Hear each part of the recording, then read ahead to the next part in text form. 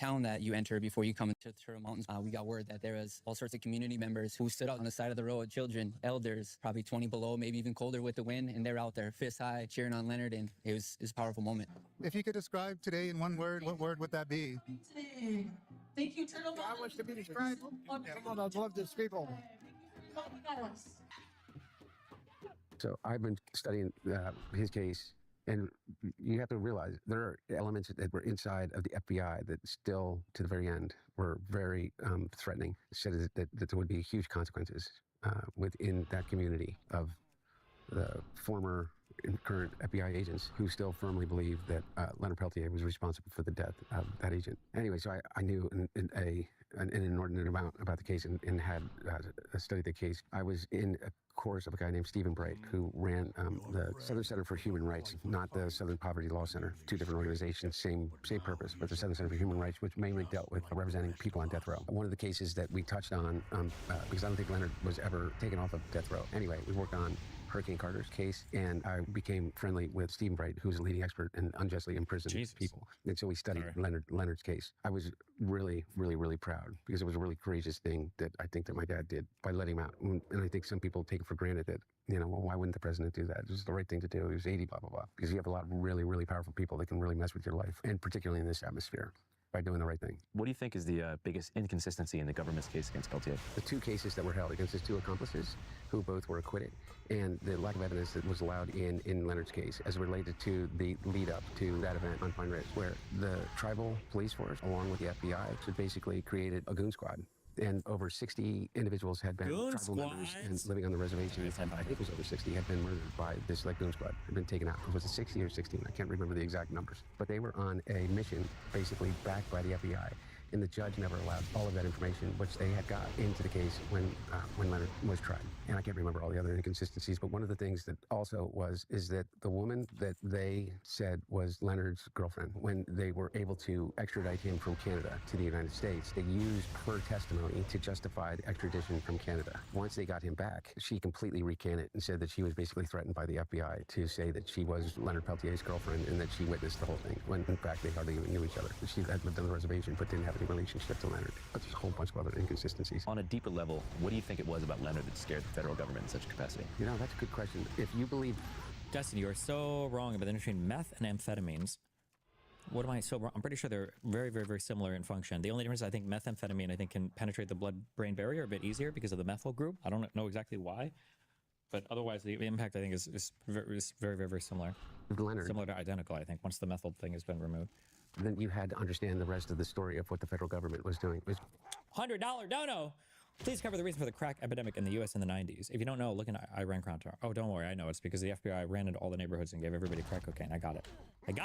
So they were systematically murdering members of an organization that were setting out to highlight the injustice that was occurring on reservations across the country. I think that we are in such a ahistorical, is that even the term, time right now? I know why they want to erase history. I know why they don't want to teach about the actual history of this country, because to do so makes a lie out of almost everything that they are trying to achieve. And how could anyone see the way in which Native Americans then and now are treated on Pine Ridge by the federal government, to the degree that they basically paid for and implemented a program to systematically murder those that were simply speaking the truth? Our government, the FBI. By the way, they were able to do much of it at Hensley. But all of the documentation was available. All of the communications were available at the time of the trial. And the judge wouldn't allow that information to be shared with the jury. You know what I just realized? Republicans were just born in the wrong era. MAGA, you know how people look back to the era of like knights and they're like, I wish I could have been a knight with Milady and I was born in the wrong era, XTXT. If like MAGA would have just been born in like the 60s and 70s, our CIA and our FBI were legitimately up to a lot of like wild and wacky shit.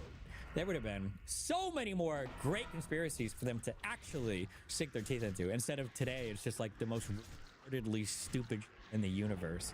They were born in like wrong generation, XD. Yeah, because if you look at the bigger picture, American Indian movement was just one of many groups they were targeting. Oh, absolutely. Maybe one of like 150. Yeah, absolutely. Absolutely. 40, 50 years later, what has it been? How long was it, Leonard, in 48? Something like 50. Yeah, almost exactly 50 years, I think, right? 75. Why do we still hold on to that? Because it still makes a lie. I don't believe in conspiracy theories in the sense of I don't believe that the government has the capacity to carry out a conspiracy. You know, a secret plan. It's all in the open, man. There's no conspiracy behind what ICE agents are doing in the streets of Los Angeles, you know, right now. Or, by the way, in the streets of Detroit or Chicago or Philadelphia or Tampa or whatever the hell they are, is that they're openly terrorizing people for the purpose of scaring the shit out of them. You know, people look at this moment in time and they get this Why won't Hunter just be honest and tell us what his DGG account is, okay? impression. I used to think it was hyperbole. I'm not so sure now. And the comparisons to 1930s and 1939 and 1932 and it's Kristallnacht and this is the time and are we before this, are we after this? And you know, I look at what we're going through right now as more associated with a moment in our own history, which was Reconstruction. You're talking about, for reference, after the Civil War. Yes, from 1865 to 1877. What people don't understand about Reconstruction is that we just fought the Civil War. All of the freedoms which the Constitution. Can I just say that I hate the f***ing fact that this guy knows more about everything than the entire Trump family combined? With the exception of, oh, whoa, never mind, hold on, I'm sorry. Kushner isn't Trump's son, no? He's, he married one of Trump's daughters, right? Kushner was, it seems like an intelligent person. Can we go back to the corruption from like Trump 1 from his first term? Because at least he was mistakenly choosing people that had some level of competency. Like Jared Kushner, love him or hate him, or regardless, whatever, right? And I have so many criticisms of the Abraham Accords. However, could you imagine fucking Don or Eric or whatever negotiating the Abraham Accords? Can you imagine Eric Trump on stage talking about anything in the Middle East? Like at all? Like, it's unbelievable. Was guaranteed for black citizens that had just been released from slavery. And people think there was this great migration, it all fell apart. The black. Can you imagine Trump talking about Reconstruction? He's like, what do you mean? Did one of my buildings fall over? Do you remember when Trump was in front of the oh my God. This was in the first term. Or was it the second one? Wait, Trump talks about liberalism, United Nations, kill me. Wait, they asked him about like the state of like Western liberalism. And Trump doesn't know what liberalism is. He doesn't know what liberalism means. He thought that they meant like the liberals on the West Coast. And he starts rambling about California. About California. What the? Russia went through a lot. They lost, I guess, far more than anybody fighting the Nazis in terms of people. And he did invite me, and I said we would get back.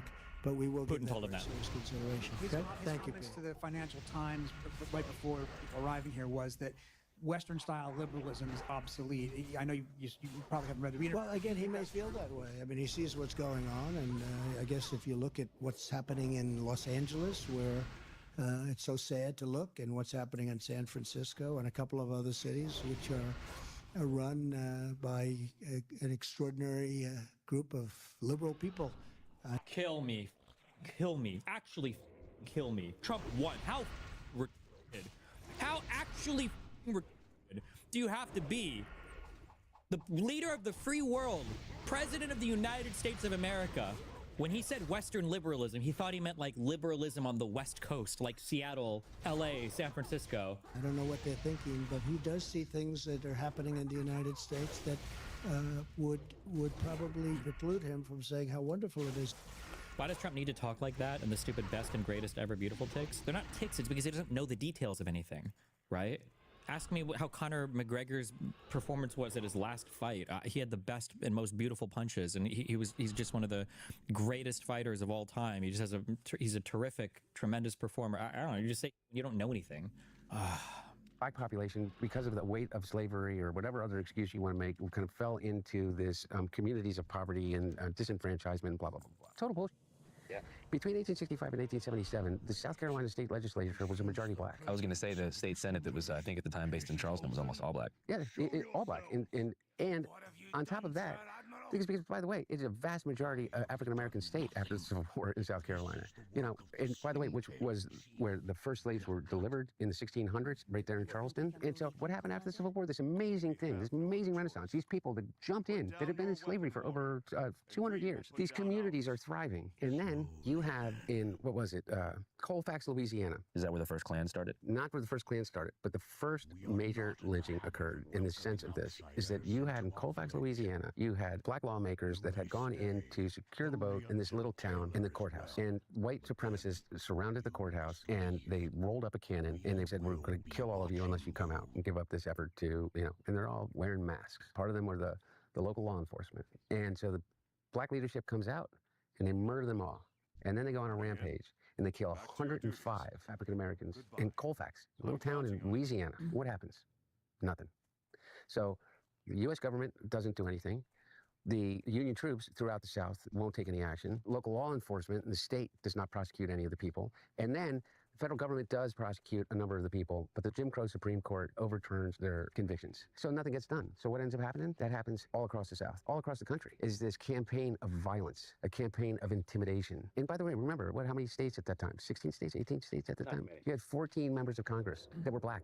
You had 2 United States senators that were black between 1865 and 1877. And then the door shuts, because everybody gave in to the corruption of the Supreme Court, the corruption of the president, Johnson ripping the rug out from under the entirety of Lincoln's Reconstruction Plan, all achieved through violence, corruption, and making a complete and utter mockery of the Constitution. And there's also this perception, if you look at whenever segregation on public transport was Thanks, Lost Girls 27.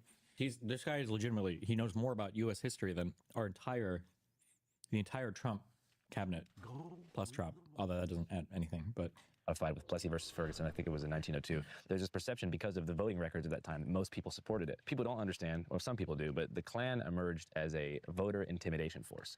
It wasn't just